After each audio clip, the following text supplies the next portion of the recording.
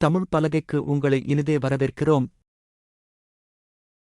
நேதல் திணையின் முதற்பொருள்கள் நிலம், கடலும் கடல் சார்ந்த இடமும், பெரும்பொழுது, ஆறு காலம், சிறும்பொழுது, ஏற்பாடு.